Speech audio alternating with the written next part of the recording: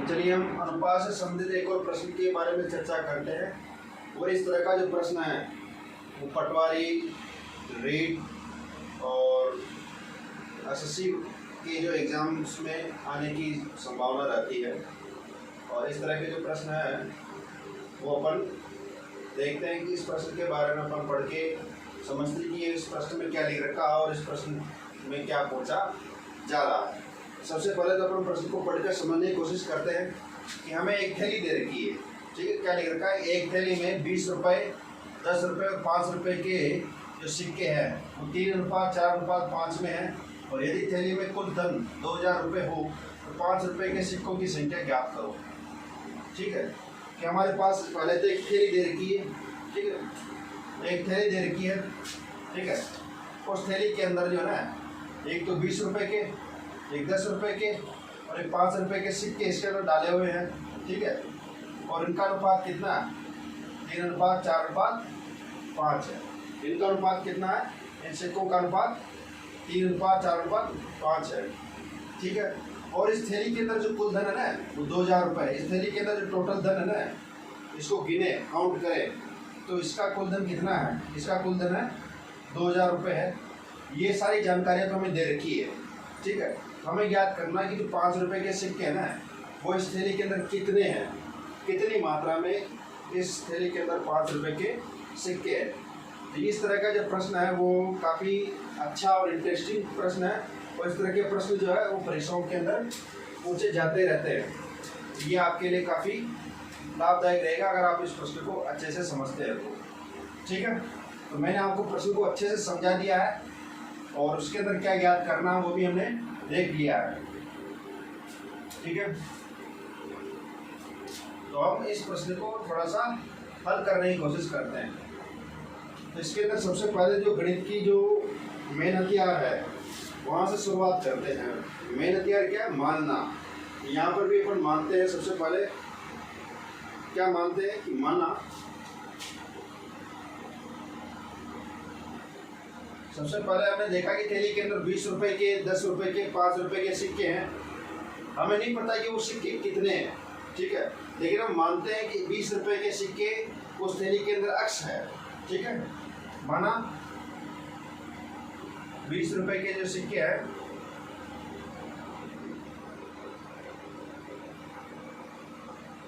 वो अक्स है साहब, यानी थैली के अंदर जो ना 20 रुपये के सिक्के कितने हैं? अक्स है। ये हमने मान लिया है। ठीक है, और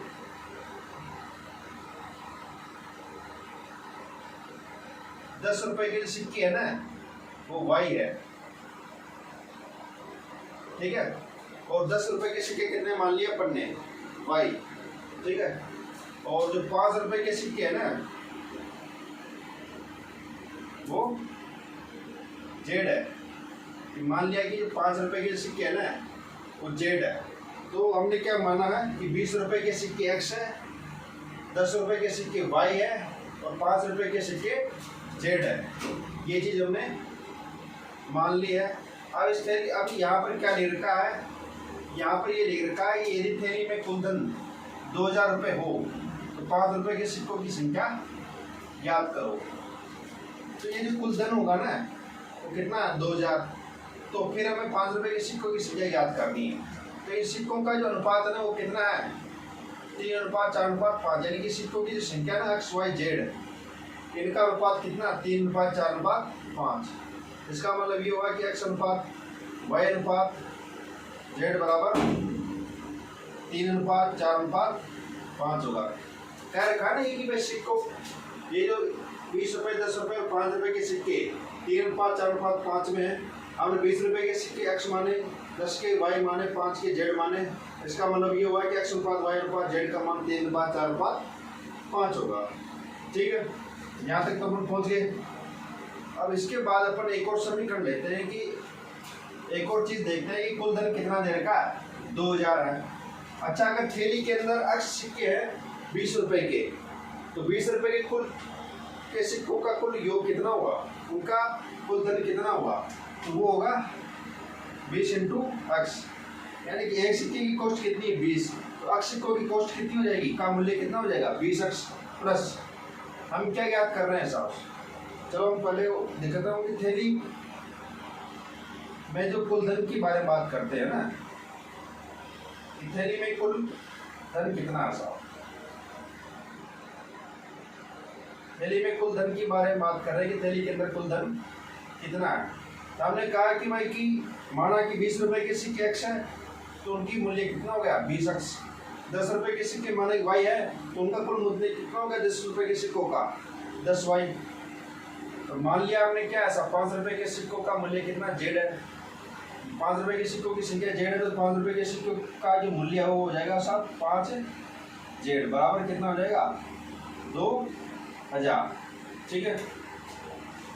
अब ये चीज़ हमें दे रखी है और हमें इससे क्या पूछा कि 5 रुपए के सिक्कों की संख्या ज्ञात करोगे। 5 रुपए के जो सिक्कों की संख्या है वो ज्ञात करनी, यानी कि 5 रुपए के सिक्कों की संख्या हमने जेड मानी है तो हमें क्या ज्ञात करना, जेड की वैल्यू ज्ञात करनी है। ठीक है, यहाँ तक तो मैंने आपको प्रश्न को अच्छे से समझा दिया है।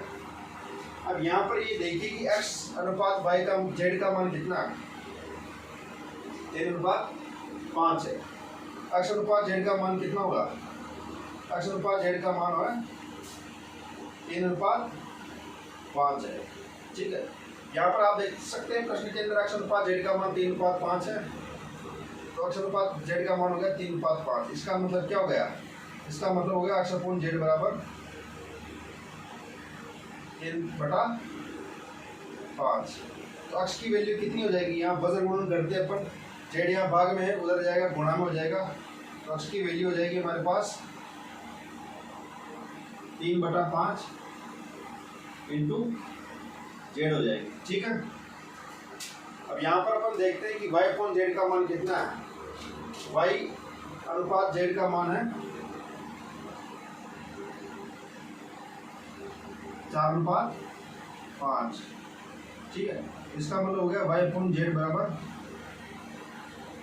4/5। ठीक है, तो y की वैल्यू कितनी हो गई, y देखो इसको अपन जेड यहाँ भाग में वज्र गुणन की सहायता से ये गुणा में चला जाएगा, लेफ्ट हैंड साइड में y का मान आ जाएगा 4z/5। ठीक है, तो हमारे पास एक समीकरण है ये वाली। ठीक है, 20x + 10y प्लस 5z बराबर 2000। ठीक है, और ये x का मान आ गया हमारे पास x बराबर 3/5 इंटू जेड, y का मान आ गया 4z/5। ठीक है, तो हम क्या करते हैं, हम इस समीकरण को सोल्व करने की कोशिश करते हैं। ये जो समीकरण दे रखी है ना, इस समीकरण के अंदर अपन x और y का मान ज्ञात करते हैं। इस समीकरण को कोई भी नाम देते हैं, माना ये समीकरण नंबर 1 है। ठीक है, तो हम यहाँ लिखते हैं कि समीकरण नंबर 1 में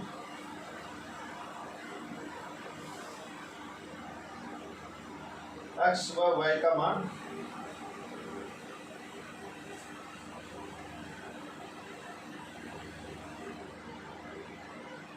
रखने पर ये जो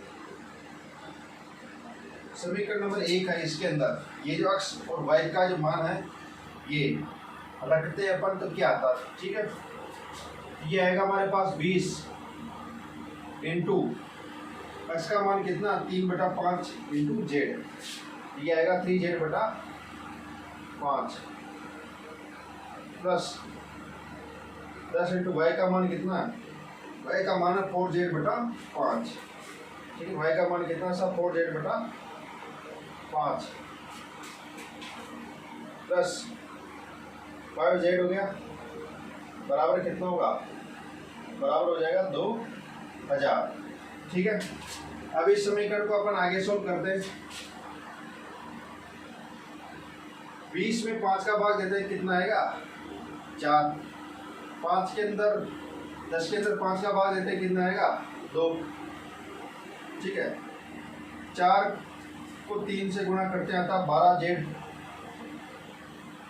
प्लस 4 को 2 से गुणा करते हैं 8z आता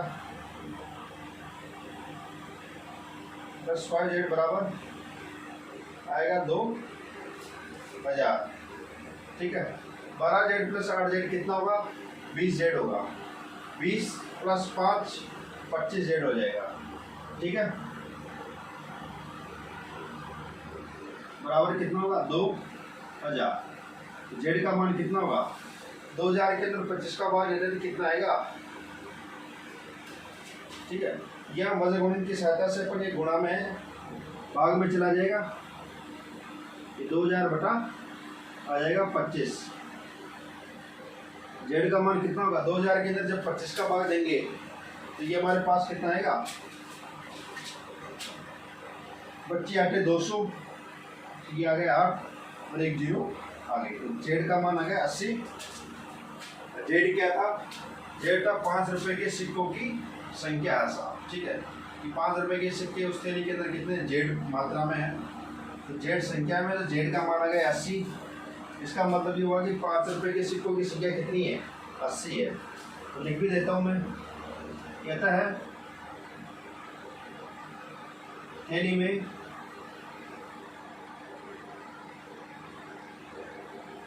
5 रुपए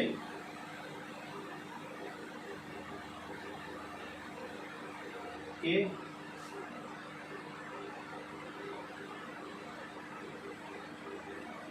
सिक्कों की